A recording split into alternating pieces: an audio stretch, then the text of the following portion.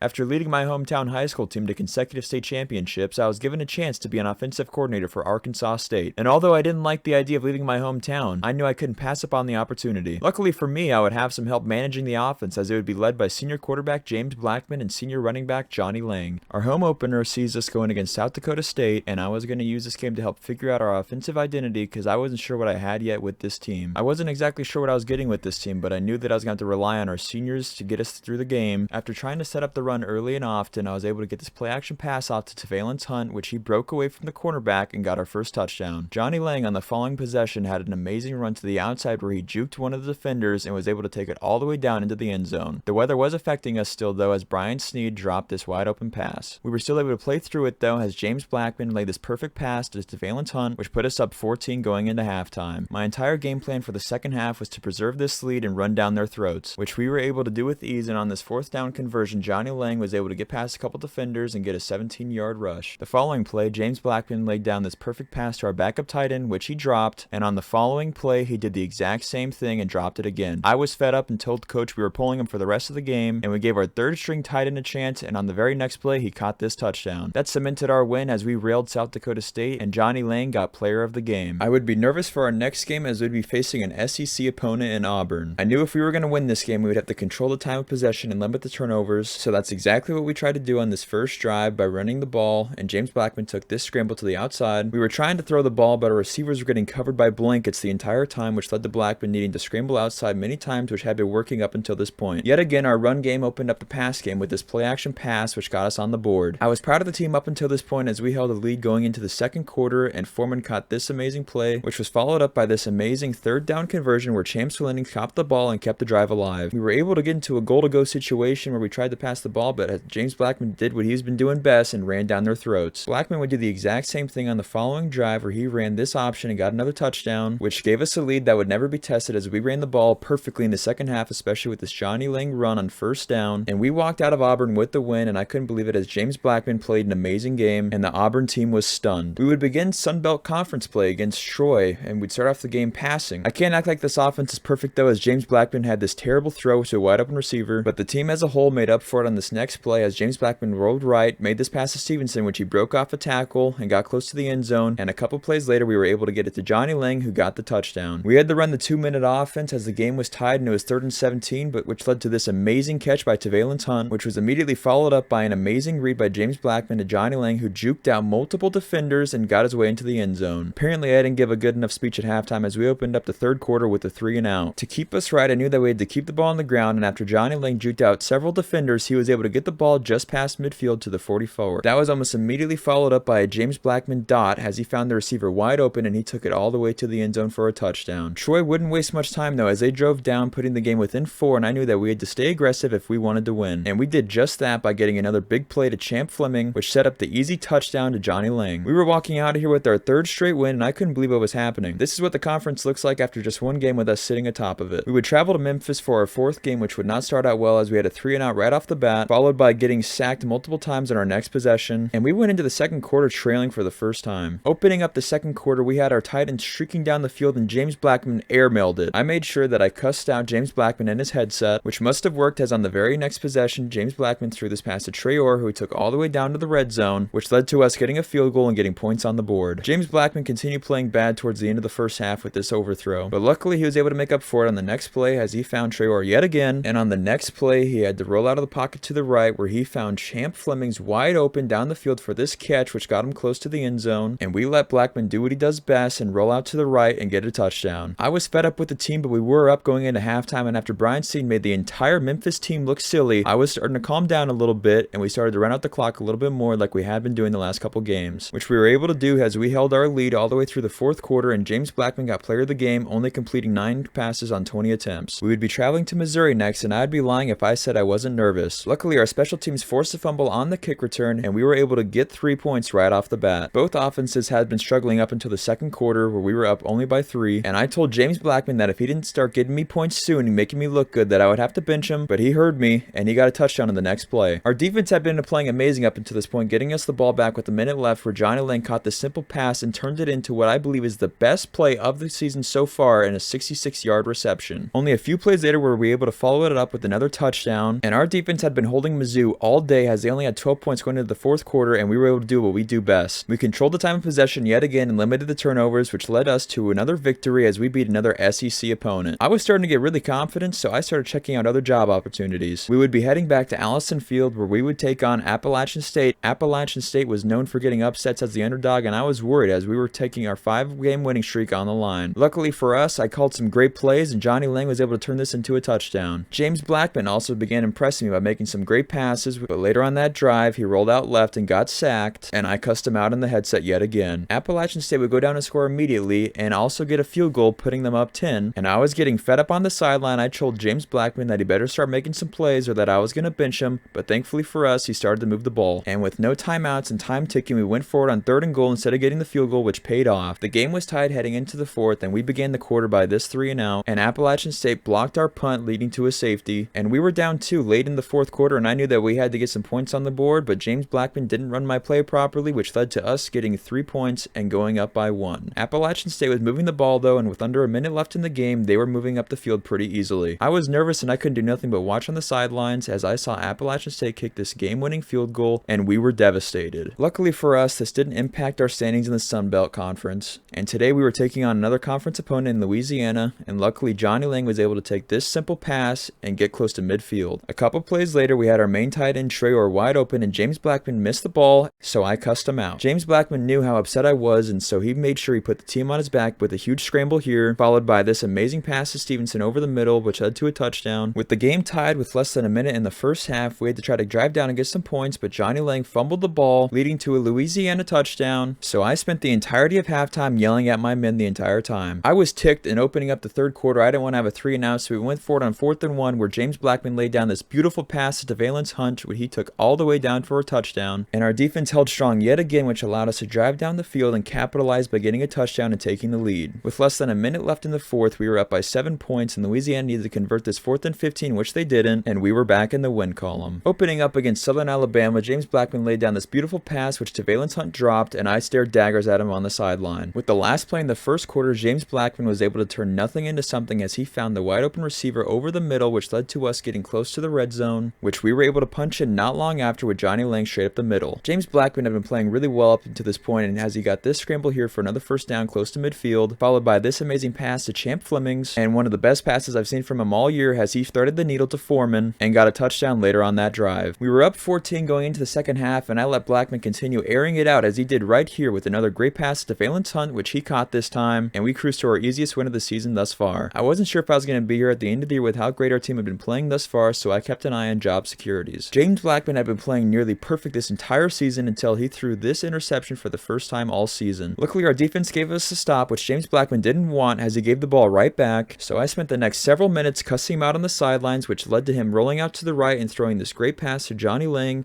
which he was able to take close to red zone territory. All that yelling must have worked because James Blackman threw this amazing dot over the middle and followed it up with another one the very next drive. After this field goal, we were able to go up 3 possessions at halftime, which we held on to the rest of the game as we ran the ball down their throats yet again, and it led to another easy victory. James Blackman had been starting to make a name for himself, and even though I cussed him out on the sidelines all the time, it was only because I was a coach and I had to keep him accountable. I knew the potential he had as he'd been playing amazing this entire season, and after going up by multiple possessions in the first half, we kept that lead all the way throughout the 4th quarter, and James Blackman had his best game yet. We were still at the top of the Sun Belt Conference, but our next 2 games would become against Georgia State and Western Kentucky, who were right behind us in the standings. The Sun Belt Conference doesn't have a championship game, so all that matters is the regular season standings at the end of the year, and we were not off to a good start with this 3-and-out. And on the next possession, Johnny Lang didn't make things better, and our defense let them drive down and kick a field goal. Nothing had been going right for us in this first half, which made me look terrible as a coach, and I started worrying about my job security and potential of getting other positions. To take my anger out, I made my team run throughout the entirety of halftime, and that didn't seem to work as we were down 5 going into the 4th quarter, and James Blackman missed this wide open pass. As always, I made sure I started cussing James Blackman out in the headset, which he took personally as he ran for this first down here, which he followed it up with a great pass to Valence Hunt on the outside, and we were able to kill some of the clock and get this last second touchdown, and as long as our defense held strong on this last play of the 4th quarter, we were going to get another win, which we were able to do. We would be taking on Western Kentucky in our final game of the regular season, and this would be for the Sun Belt Conference Championship as they were only a game behind us, and even though we had a much better record than they did, if they beat us, they would have the tiebreaker leading to them taking first place in the Sun Belt Conference. Luckily, we started off quick with some great James Blackman throws, throws, including this screen pass to Johnny Lang, which he took in for a touchdown. But immediately following that, James Blackman threw this interception right here, which they took all the way back for a touchdown. I proceeded to yell at James Blackman on the sideline, which didn't help anything as he threw another interception, and towards the end of the first half, we were down by 9 points, and I was starting to get nervous. Luckily, I was a great coach, so I called some good plays to get our offense close to red zone territory, which James Blackman messed up by throwing another interception. So this time I decided to get into his face, and I was worried that I wasn't going to get any good coaching opportunities after the season, but thankfully Trey Orr saved me a little bit with this huge play. But James Blackman had problem with progress as he decided to throw another interception the very next play. Western Kentucky would go down yet again and take a 2-possession lead, and I started worrying that we were going to lose the Sun Belt Conference Championship. In order to win this game, I knew that we had to be extremely aggressive, so I called some plays to get us down the field quick, and luckily James Blackman was finally making some good passes, because within just 2 plays, James Blackman was able to hook up with Tavalent Hunt multiple times, getting us close to the end zone, which led to Johnny Lang catching this pass from James Blackman and getting the score within 1 possession. Our defense was holding them yet again, so I needed to make sure my offense stepped up and didn't make me look bad, but after that sack, I was pissed. I told James Blackman to do what we had been doing and air out the ball yet again, which he found Tavalent Hunt on the right side, and he was able to take that pass and nearly breaking it all the way. With us being past midfield, time was now on our side, and I told James Blackman to start running the ball a little bit to kill some time, which we were able to do to take this go-ahead field goal, which put us up by 1 point, and after our defense was able to hold Western Kentucky to no points on this possession following this Hail Mary fail, we won the Sun Belt Conference, and I was ecstatic. The running back from Washington would end up winning the Heisman, and we found out that we were playing ranked 21 UAB in the New Orleans Bowl. Hopefully by now my team had been used to the big moments as we just came off a big win against Western Kentucky, and I was calling plays to make sure that we got off to a fast start, which Tavalent Hunt continued his big playability and took that simple out route